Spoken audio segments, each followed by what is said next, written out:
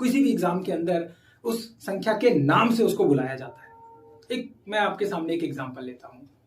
एक छोटे बच्चे से हम अक्सर बोलते हैं एबीसीडी आती है, कभी हम बोलते हैं ए टू जेड आता है, जबकि हमें बोलना चाहिए कि आपको अल्फाबेट्स आते हैं।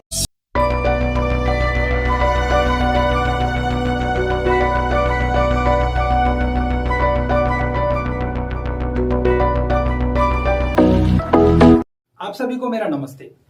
दर्शकों, आज मैं आप सभी के सामने अब कुछ पढ़ने और पढ़ाने की बातें करने आया हूं।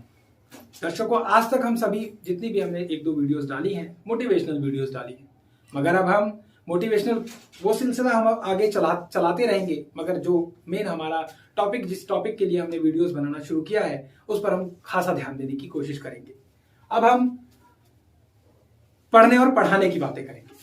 पढ़ने पढ़ाने में आज हम सबसे पहले आप सभी के सामने गणित, मैथ्स जो है वो लेकर आए हैं।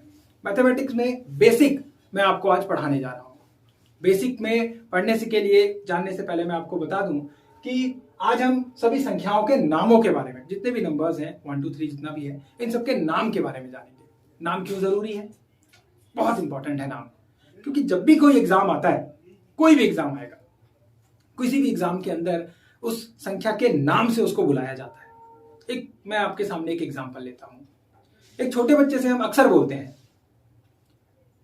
एबीसीडी आती है, कभी हम बोलते हैं ए टू जेड आता है, जबकि हमें बोलना चाहिए कि आपको अल्फाबेट्स आते हैं। हम नहीं बोलते। इसी तरह से हम बोलते हैं 1 2 3 सुनाओ, काउंटिंग सुनाओ। काउंटिंग ठीक है, बट 1 2 3 सुनाओ कहीं ना कहीं ठीक नहीं है। संख्याओं के नाम पता होना हमारे लिए बहुत जरूरी है। ये आज की जो क्लास है, इसमें 6वीं, 7वीं, 8वीं, 9वीं, 10वीं, 11 12वीं भी इसमें शामिल है, और कंपटीशन, जितने भी गवर्नमेंट जॉब्स के लिए कंपटीशन होते हैं, उसमें इन सारी चीजों का बहुत ज्यादा इस्तेमाल होता है। तो इन सभी चीजों का इसमें इस्तेमाल होगा, और इन सभी के लिए ये क्लास बहुत ही ज्यादा इंपॉर्टेंट होने वाली है। तो आज मैं शुरू करने जा रहा हूं आप सभी के सामने। मैं मार्कर ले लेता हूं। प्राकृत संख्या, प्राकृत संख्या बोलते हैं। प्राकृतिक संख्या भी कई जगहों पर आपको इसका लिखा हुआ मिल जाएगा इस तरीके से। नेचुरल नंबर इंग्लिश में बोलते हैं इसको। क्या होते हैं प्राकृत संख्याएं, क्या होती है नेचुरल नंबर? तो ये जो संख्याएं होती हैं, ये 1 से शुरू होती हैं। 1 2 3 4 5 6, और इस तरह से आगे हम लिखना चाहें तो 100, फिर 110, 109, और इस तरीके से आगे हम चलना चाहें तो बहुत सारी संख्याएं इस तरह से हो सकती हैं। आगे जितने भी नंबर्स होंगे वो सभी प्राकृत संख्या कहलाते हैं। 1 से शुरू होती है। जब हम पूर्ण संख्या की बात करते हैं तो 0 इसमें हम जोड़ देते हैं। इंग्लिश में इसे होल नंबर कहते हैं। 0 1 2 3 4 5 6, और इस तरह से और आगे चलता जाता है। इसको मैं दूसरी तरह से भी लिख सकता हूं कि 0 और प्राकृत संख्या। इंग्लिश में 0 एंड नेचुरल। मैं आपको बता देता हूं, 0 और उसके बाद जितने भी नंबर्स हैं वो सभी प्राकृत संख्याएं हैं। अगले पर हम बात चलते हैं पूर्णांकों के ऊपर। पूर्णांक कहीं से शुरू नहीं होता, जैसे ये 1 से और 0 से शुरू हो रहा है। पूर्णांक जो है वो दोनों तरफ चलता है, नेगेटिव और पॉजिटिव दोनों तरफ। -4, -3, -2, -1, 0, 1 2 3 4, और इस तरह से सो ऑन। इधर भी, इधर भी। एक चीज इसमें इंपॉर्टेंट है, ये बढ़ते क्रम में है, यानी असेंडिंग ऑर्डर्स में हमने इसको लिखा है। इसके बाद इसी पूर्णांक में, इन्हीं इंटीजर्स के अंदर जो है धनात्मक और ऋणात्मक 2 तरह के नंबर्स आते हैं। इसीलिए मैंने इसे 3.1 3.2 करके लिखा है। पॉजिटिव नंबर्स जितने भी हैं, धनात्मक पूर्णांक, जैसे 1 2 8 10 20 50, और कुछ भी नंबर जो पॉजिटिव है। एक चीज यहां जानना बहुत इंपॉर्टेंट है, ध्यान दीजिएगा कि जो प्लस का 10 है और नॉर्मल 10 है, ये दोनों का मतलब है ये दोनों ही पॉजिटिव नंबर है, यानी कि जमा की संख्या वाले नंबर है, संख्याएं। इसी तरीके से अगर दूसरा एग्जांपल मैं लेना चाहूं कि अगर 2 लिखता हूं और +2 लिखता हूं, तो ये दोनों भी सेम ही है। जो जमा की संख्या, जमा का जो चिन्ह होता है, जो प्लस का निशान होता है, वो शर्मिला होता है थोड़ा सा। जब अकेला होता है तो छुप जाता है। जनरली हम ऐसे ही लिखते हैं, ऐसे लिखते हैं, ऐसे नहीं लिखते। ऐसे हम किसी के साथ अगर उसे जमा या घटा कर रहे हैं, जमा कर रहे हैं तो हम लिखते हैं, अदरवाइज हम ऐसे लिखते हैं, थोड़ा शर्मिला है, मगर ऋणात्मक संख्या यानी कि जो नेगेटिव इंटीजर्स हैं वो बिल्कुल भी शर्मिले नहीं है। अगर कोई माइनस की संख्या है तो उस पर माइनस ही लिखा जाएगा, जैसे -10, -2, -5, -1, -8। यहां मैं एक बात आपसे करना चाहूंगा, क्या मैं -0 लिख सकता हूं? क्या मैं +0 लिख सकता हूं? तो दोस्तों यहां ना हम इसे -0 लिखेंगे ना +0 लिखेंगे, इसको हम नोट करके लिख लेते हैं। ध्यान देने की बात है, ये नोट है एक कि 0 ना तो धनात्मक होता है यानी कि पॉजिटिव, और न ही ऋणात्मक।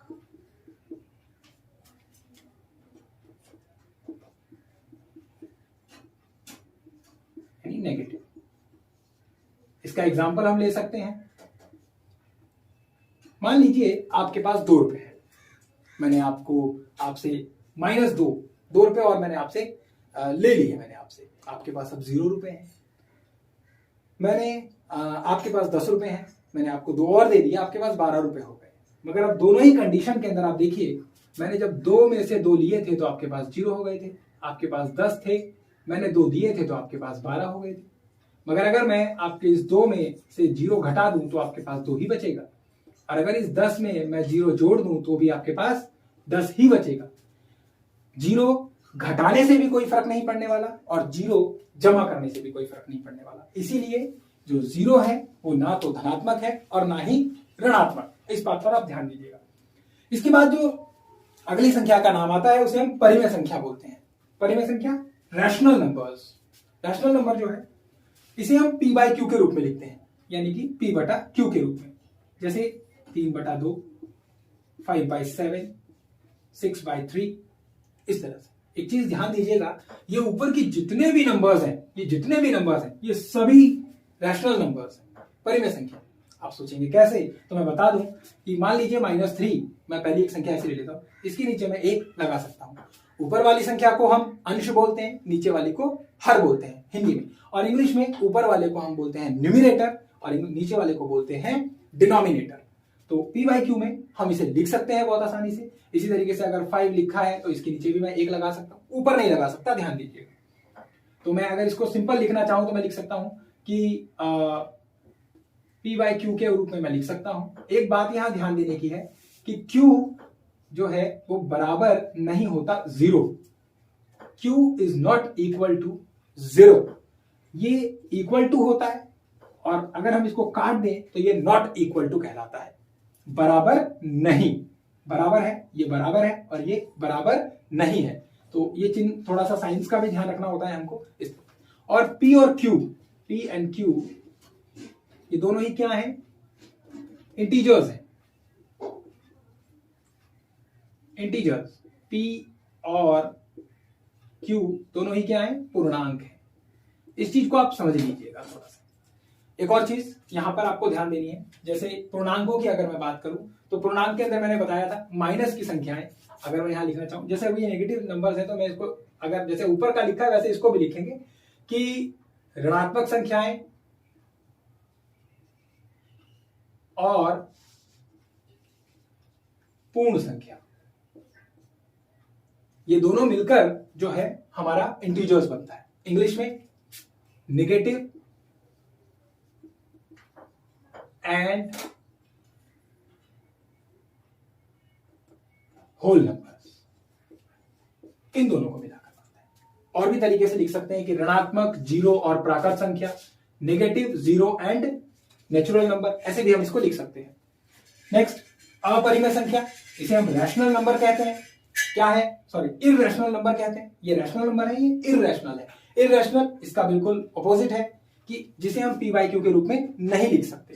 तो हम बोल सकते हैं कि p/q के रूप में नहीं लिख सकते, नहीं लिखा जा सकता। ऐसी बहुत सारी संख्याएं होती हैं जिन्हें हम p/q के रूप में नहीं लिख सकते, जैसे √2, √3, √5। √4 को लिख सकते हैं कैसे? मान लीजिए अंडर रूट 4 है, मैं इसको अंडर रूट 2 इंटू 2 से एक 2 मैं बाहर निकाल दूंगा और इसके नीचे मैं 1 लगा दूंगा। ध्यान देने वाली बात है। इनके कुछ डेसिमल प्रसार, दशमलव प्रसार होते हैं, इसके भी कुछ डेसिमल 3 तरीके के होते हैं दशमलव प्रसार, उनके बारे में हम अभी अगली क्लासेस के अंदर बात करेंगे। अभी हम केवल नाम जान रहे हैं क्योंकि ये बहुत ही ज्यादा बेसिक है। मैं अब इसको रब कर देता हूं, इसके आगे और भी बहुत सारे नाम हैं, अभी कहानी खत्म नहीं हुई है, तो इसको मैं रब कर देता हूं, उसके बाद हम आगे बढ़ते हैं। तो आपने अभी तक 6 जो संख्याएं सीखी उन सबके अंदर अब जो मैंने मिटाई है अभी, और अब आपके सामने वास्तविक संख्याएं, परवर्ती संख्याएं, पूर्ववर्ती संख्याएं, सम संख्याएं, विषम संख्याएं, आरोही क्रम, अवरोही क्रम, भिन्न, दशमलव, भाज्य संख्याएं, अभाज्य संख्याएं, हर तरीके की संख्याएं हैं, इंग्लिश में भी है। एक एक करके हम इनको पढ़ेंगे। सबसे पहले वास्तविक संख्याएं। वास्तविक संख्याएं जो होती हैं ये एक तरीके का समझ लीजिए परिमेय और अपरिमेय दोनों संख्याओं का घर है। जैसे इसमें परिमेय और अपरिमेय संख्याएं आती हैं। मैं अगर इसको दूसरी तरह से आपको बताना चाहूं तो रैशनल और इररेशनल दोनों नंबर्स अगर इकट्ठे कर देते हैं तो पूरे के पूरे नंबर्स को हम जो है वास्तविक संख्याएं बोलते हैं, रियल नंबर्स बोलते हैं, रियल नंबर्स। उसके बाद परवर्ती संख्याएं, सक्सीडिंग नंबर्स। परवर्ती क्या होता है? जैसे 8 का परवर्ती जो है वो 9 है, ठीक है। 10 का परवर्ती 11 है। एक नेगेटिव लेते हैं कि -3 का परवर्ती -2 है। याद रखिएगा, आगे बढ़ने वाला -3 हमेशा क्या होता है, आपको बताना है कि इन दोनों में छोटा कौन सा है, ये आप बताइएगा। एक और लिख देता हूं कि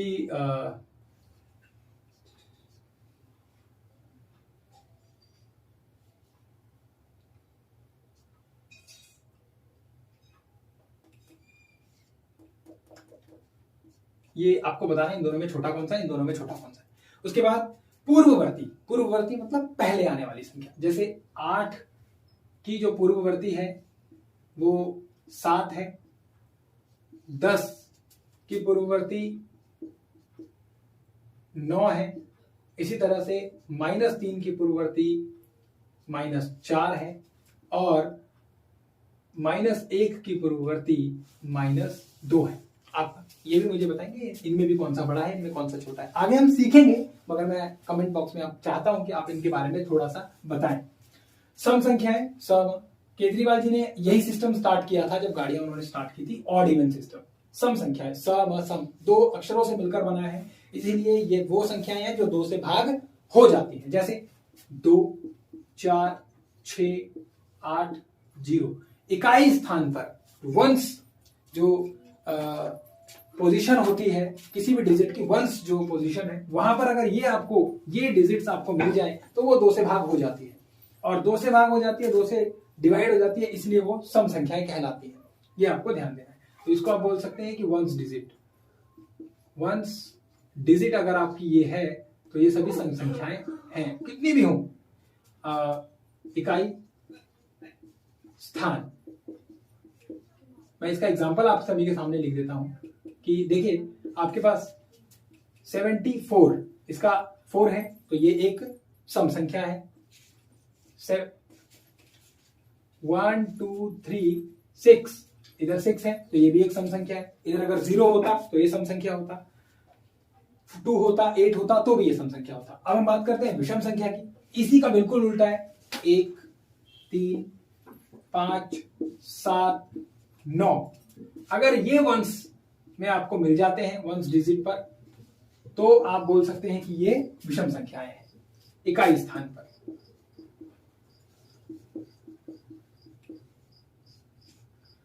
जैसे इसी का थोड़ा आगे या ऊपर या इससे आगे वाला या इससे पहले वाला 73 भी लिख सकते हैं, 75 भी लिख सकते हैं, और भी बहुत सारे लिख सकते हैं। और 1, 2, 3, 7 इस तरीके से आप लिख सकते हैं। ये एग्जांपल्स हैं। आरोही क्रम क्या होता है? Ascending orders. क्या होता है असेंडिंग ऑर्डर? बढ़ते क्रम में लिखना, बढ़ते क्रम में। जैसे 1, 2, 3, 4, 5, 6 ये बढ़ते क्रम में है। अगर मैं नेगेटिव जो हमारे इंटीजर्स होते हैं उसमें लिखना चाहूं तो मैं लिख सकता हूं -3 -2 -1 0 1 2 ऐसे बढ़ते क्रम में हो गया ये। अगर हम अवरोही क्रम की बात करें, डिसेंडिंग ऑर्डर्स की बात करें, तो डिसेंडिंग ऑर्डर्स में क्या होता है, घटते क्रम में, जैसे 6 5 4 4 3 2 1, उसके बाद 0, उसके बाद -1 और इस तरह से आगे। अगर नेगेटिव में मैं लिखना चाहूं तो इस तरीके से -3 -4 -5 -6 -7 और इस तरह से सो ऑन आगे चलता रहता है। फ्रैक्शंस जिसे हम भिन्न कहते हैं, भिन्न 3 तरह की होती है। आगे आने वाले क्लासेस के अंदर हम इसको बहुत अच्छे से सीखेंगे। मैं अभी जस्ट आपको बताना चाहता हूं भिन्न किसे कहते हैं, जिसमें एक ऊपर वाले को हम अंश कहते हैं और नीचे वाले को हम हर कहते हैं। इंग्लिश में ऊपर वाले को न्यूमरेटर कहते हैं और नीचे वाले को डिनोमिनेटर कहते हैं।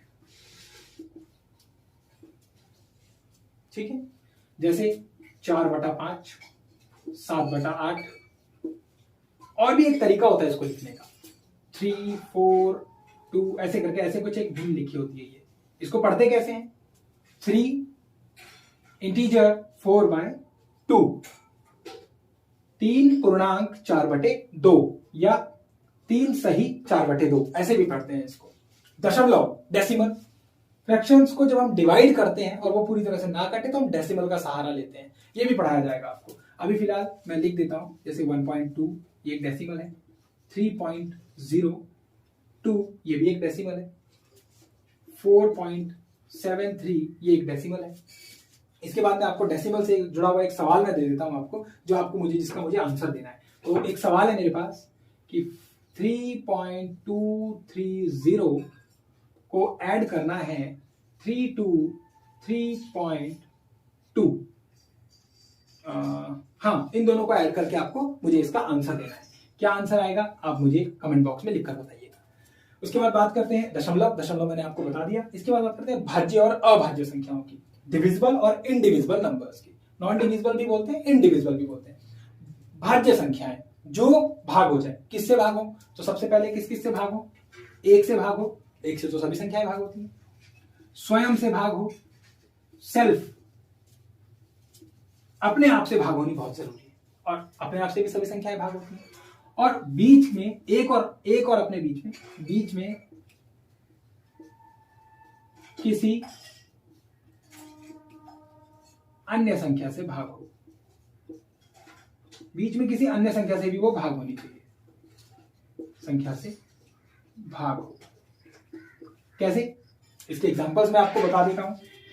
जैसे 4 सबसे छोटी भाज्य संख्या है। 4 अपने आप से भाग होता है, 4 1 से भी भाग होता है, और 4 2 से भी भाग होता है। इसके नीचे आता है 2, 1 से भाग होता है, 2 से भाग होता है, बीच में कोई संख्या ही नहीं है, किससे भाग होगा।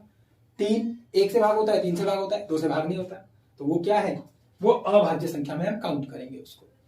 तो ऐसी संख्याएं जो 1 से भाग हो अपने आप से, और बीच में किसी भी संख्या से 1 कम से कम होना चाहिए, ज्यादा से वो बहुत अच्छी बात है, तो वो भाज्य संख्या के अंदर कहलाता है।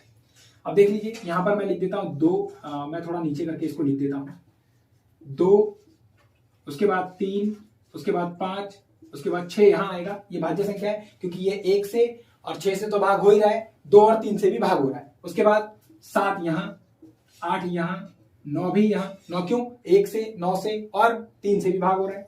फिर 10, फिर 11 यहां, फिर 12 यहां, 13 यहां, 13, फिर 14 यहां, 15 भी यहां क्योंकि 15 5 से और 3 से दोनों से डिवाइड होता है। फिर 16 भी यहां क्योंकि 16 तो 2 से, 4 से, 8 से सभी से डिवाइड होता है। 17 यहां क्योंकि 17 1 से जाएगा और 17 अपने आप से जाएगा। इसके आगे आप बहुत सारी संख्याएं लिख सकते हैं जो होती हैं, ठीक। 16 के आगे मैं थोड़ी और लिख देता हूं, 18 20 19 यहां आएगा। अच्छा, इसके आगे जितनी भी हैं 100 तक, एक ये है और एक ये, कि 100 तक आपको टिल 100 आपको जितने भी अभाज्य संख्याएं होती हैं वो सभी कमेंट बॉक्स में लिखकर दिखाना है। मैं भी देखता हूं आपको अभाज्य संख्याएं कितनी पता लगी, जो खुद से भाग हो और 1 से भाग हो और किसी से बीच में भाग ना हो। बड़ा इंटरेस्टिंग है ये, बहुत मजेदार है। एक चीज कुछ इसमें नोट करने वाली चीजें हैं वो मैं आपको बता देता हूं। नंबर 1 कि 1 न तो भाज्य है और न ही अभाज्य। तो एक ना तो भाज्य है और ना ही अभाज्य, पहली चीज। दूसरा जो नोट है उस पर आप ध्यान दीजिए। दूसरी जो बात है वो ये है कि जो 2 है, जो 2 सेकेंड नंबर जो 2 है वो सबसे छोटी सम अभाज्य संख्या है। सम अभाज्य संख्या है, सबसे छोटी। एक चीज और कि जो सम अकेली एक अकेली ऐसी सम संख्या है जो अभाज्य है। बाकी जितनी भी सम संख्याएं आप देखेंगे इसमें आपको एक भी सम संख्या नहीं मिलेगी। आपका काम मैंने आधा कर दिया। आप 100 तक ढूंढेंगे तो जो भी आपको सम संख्या मिलेगी आप उसे इजीली यहां नोट कर देंगे, यहां लिखेंगे ही। तो आपको विषम पे ढूंढना है, सिर्फ 50 नंबरों में ही आपको देखना है। उसके बाद बात करते हैं तीसरा रूल कि 4 सबसे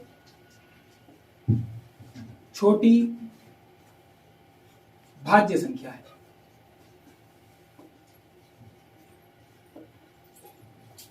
कुछ याद करने की चीजें हम देख लेते हैं कि आपको याद कैसे होगा। देखिए, प्राकृत संख्या के बारे में बात करें। प्राकृत संख्या 1 से शुरू होती है। प्राकृत संख्या प्रकृति वाली संख्या। प्रकृति में आप अपने स्कूल से कहीं से भी आना जाना कहीं कर रहे हैं, आपने पोल्स गिनना शुरू किया।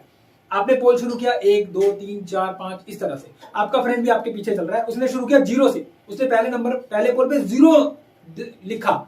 0 1 2 3 4। किसकी काउंटिंग ठीक है? आपकी काउंटिंग ठीक है, ऑब्वियसली यही बात है। तो 1 से शुरू करना प्राकृत संख्या। प्रकृति में जितनी भी चीजें 1 से गिनते हैं तो प्राकृत संख्या, नेचुरल 1 से जो शुरू हो उसे प्राकृत संख्या। होल नंबर जिसे हम पूर्ण संख्या बोलते हैं। होल मतलब 0। कौन सा वाला होल? ये HOLE वाला होल होता है। HOLE whole. इस होल को भाई हमारा प्रोनाउंसिएशन तो WHOLEO या HOLEO। आपका होल तो मिल रहा है ना आपको। तो ये जो होल जो है अगर ये ऐड हो जाए तो वो पूर्ण संख्या होती है। उसके बाद पूर्णांक के बारे में मैंने बताया, ये रुकते नहीं है, ये दोनों तरफ चलते हैं। पूरे अंक, पूर्णांक का मतलब है पूरे अंक। उसके बाद परिमेय जिसे हम P/Q के रूप में लिख सकते हैं, अपरिमेय जिसे हम P/Q के रूप में नहीं लिख सकते। उसके बाद जो दोनों का परिवार है उन्हें वास्तविक, सभी संख्याओं का परिवार वास्तविक संख्याएं कहलाता है। ये कुछ और टाइप मैंने आपको लिखवाए हैं यहाँ पे। पूर्ववर्ती, परवर्ती, पूर्ववर्ती, पूर्व मतलब पहले होता है, पर मतलब परे यानी आगे आने वाला, सम मतलब स म 2 अक्षर, और 3 जो 2 से भागना हो, इस तरह से इस तरीके से आप देख सकते हैं। इंग्लिश में भी आप देख सकते हैं ऑड। यार बड़ी ऑड सी बात कर रहा है। ऑड सी बात का मतलब ये हुआ कि बेकार सी। तो बेकार सी का मतलब हुआ कि 2 से भागना हो, सिंपल। उसके बाद आरोही क्रम, अवरोही क्रम, ये चीजें। तो आप इसका एक स्क्रीनशॉट भी ले सकते हैं और आप इसको देख भी सकते हैं, जो भी है। एक चीज मैं आपको बता दूं दोस्तों, ये सभी नंबर्स आपके लिए बहुत ज्यादा इंपॉर्टेंट है, बहुत ही ज्यादा इंपॉर्टेंट है, इसलिए हमने इससे शुरुआत करी है। ये मैथ्स का आधार है। अगर आपको ये बहुत अच्छे से आ जाता है, बहुत सारे क्वेश्चंस को आप बहुत ही ज्यादा इजीली कर सकते हैं। मिलते हैं आपको अगली वीडियो के अंदर, तब तक के लिए नमस्ते।